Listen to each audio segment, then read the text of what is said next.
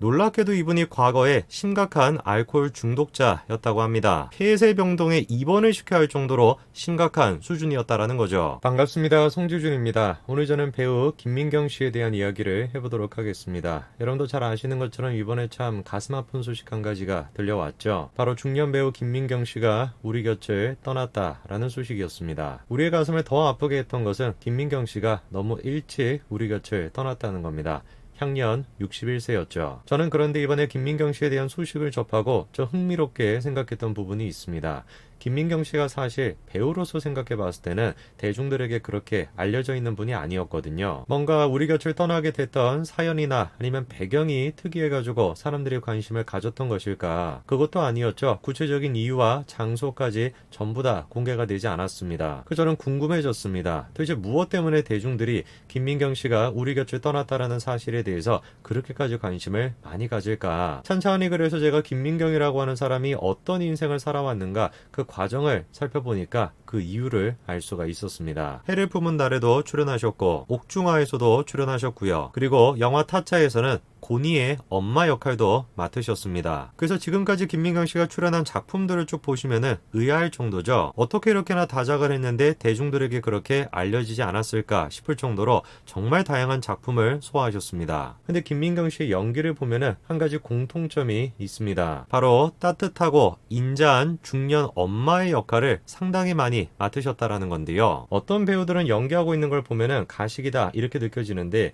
김민경 씨가 엄마 역할을 하고 있는 걸 보면은 가식이라고 느껴지지가 않습니다. 고두심 씨도 그렇고 김민경 씨도 그렇고 저게 그냥 단순한 연기가 아니라 진짜 저분이 현실에서도 마음이 따뜻한 분이구나 그런 생각이 들더라고요. 실제로 배우 김하영 씨가 김민경 씨에 대해서 이런 얘기를 했습니다. 선생님의 따뜻했던 그 모습, 그 마음 잊지 않고 간직하며 열심히 살겠다면서 김민경 씨가 보낸 카톡을 공개를 했는데요. 카톡을 보면은 김민경 씨가 그냥 단순하게 일적으로 배우로서 보낸 것이 아니라 정말로 김하영 씨를 생각하는 엄마의 마음으로 보냈다라는 걸 알 수가 있습니다. 그러니까 김민경 씨는 살아생전 그런 분이셨던 겁니다. 자기 처지가 좋아가지고 남들을 챙기는 것이 아니라 자기 처지가 그렇게 좋지 않다라고 할지라도 주변에 더 힘든 후배들을 챙기는 그런 엄마의 모습, 그게 김민경 씨의 모습이었던 거죠. 그런데 이런 김민경 씨에도 아픔이 있었습니다. 김민경 씨의 남편이 김윤현 씨인데요. 놀랍게도 이분이 과거에 심각한 알코올 중독자였다고 합니다. 남편의 상태가 폐쇄병동에 입원을 시켜야 할 정도로 심각한 수준이었다라는 거죠. 술 마시고 심할 때는 눈빛이 변했다, 두 얼굴의 사나이 같았다, 밤에 잠도 못 자게 하고 살림을 다 때려 부수고 장난이 아니었다는 거죠. 그러니까 성격 차이 이 정도의 문제가 아니라 경제적인 문제가 있다 이 정도의 문제가 아니라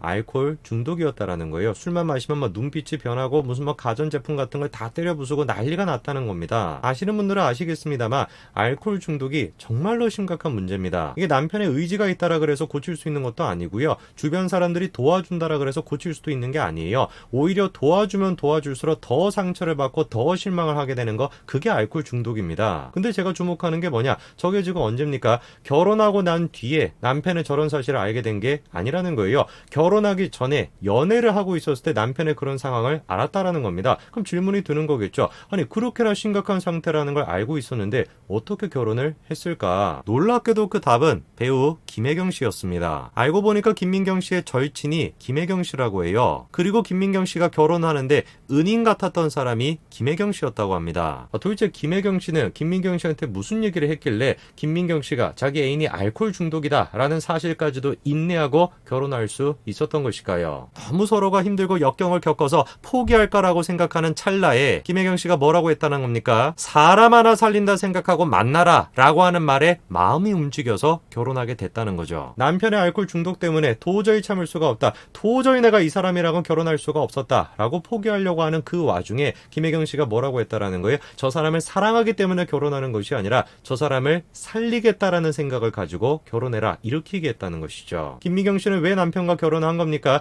결혼을 해가지고 자기가 잘 살기 위해서, 행복해지기 위해서 결혼했던 것이 아니에요. 글자 그대로 그 남편을 너무 사랑해서 자기 희생의 마음으로 남편을 살리겠다라는 생각으로 결혼했던 겁니다. 이게 말이야 쉽지. 결혼하는데 남편의 알코올 중독을 내가 고쳐내겠다, 남편을 내가 구해내겠다라는 생각으로 결혼을 한다라는 게 이게 쉬운 일입니까? 저는 궁금해졌습니다. 도대체 김민경 씨한테 김혜경이라고 하는 존재가 어떤 의미를 갖고 있길래 김혜경 씨의 그 말을 듣고 마음까지 고쳐먹을 수가 있었을까? 대부분의 분들은 배우 김혜경 씨를 서울 뚝배기로 기억하고 계실 겁니다. 이 뭔가 좀 죄송한 말씀입니다만 주책 바가지 같은 그런 모습이 김혜경 씨의 모습 아니었습니까? 근데 알고 보니까 김혜경 씨도 과거에 아픔이 있었습니다. 어렸을 때는 아버지가 보험회사에 다녀가지고 유복한 삶을 살아왔다고 합니다. 그런데 고등학교 3학년이 됐을 때 놀랍게도 아버지가 늦바람이 나서 애를 낳으셨다면서 엄마랑 둘이서 살게 됐다는 것이죠. 그렇게 김혜경 씨한테는 세상에 하나뿐인 존재가 어머니였습니다. 그리고 나중에 김혜경 씨가 서울 뚝배기로 큰 인기를 끌고 난 뒤에도 어머니가 암에 걸리셔가지고 치료비를 감당하느라